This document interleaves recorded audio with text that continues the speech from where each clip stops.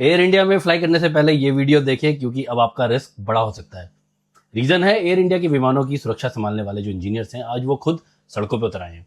उनका दावा है कि कम वेतन, भारी दबाव और अनट्रेंड स्टाफ की वजह से एविएशन सेफ्टी खतरे में पड़ सकती है। बहुत बड़ा इल्जाम है ये।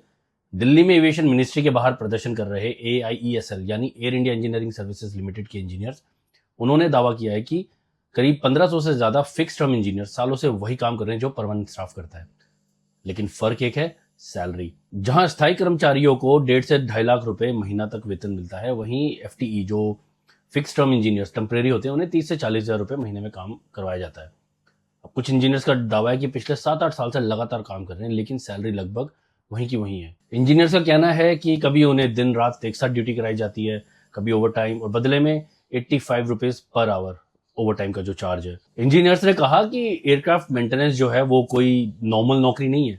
छोटी सी भी गलती सैकड़ों यात्रियों की जान खतरे में डाल सकती है, जो कि बात सही भी है।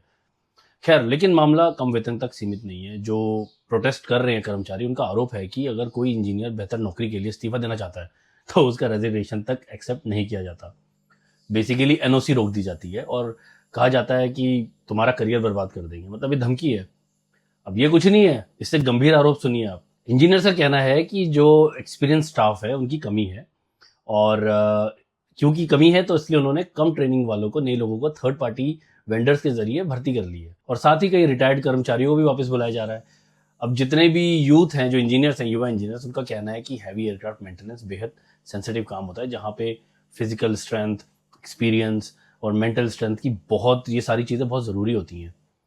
अब कुछ इंजीनियर्स ने हाल की तकनीकी घटना और फ्लाइट इंजन फायर जैसी घटनाओं को भी मेंशन करा, और उन्होंने दावा किया कि मेंटेनेंस सिस्टम पर बढ़ता दबाव अब सुरक्षा के लिए खतरा बनता जा रहा है। खैर, इनकी मुख्य मांगे हैं equal work, equal pay, labour laws लागू किए जाएं, परमानेंट कर्मचारियों जैसी सुविधाएं दी जाएं, और NOC रेजिग्नेशन वगैरह रोकने की नीति जो है वो खत्म की जाए। और अब सबसे बड़ा सवाल, अगर विमान की सुरक्षा संभालने वाले इंजीनियर्स ही इतने दबाव और अनसेटिस्फाइड इन्वायरमेंट में काम कर रहे हैं, तो क्या भारत का एविएशन सेक्टर एक बड़े संकट की तरफ बढ़ रहा है? ठीक है, एयर इंडिया प्राइवेट हो गई है अब, बट कहीं ना कहीं एविएशन मिनिस्ट्री की भी तो जिम्मेदारी है ना।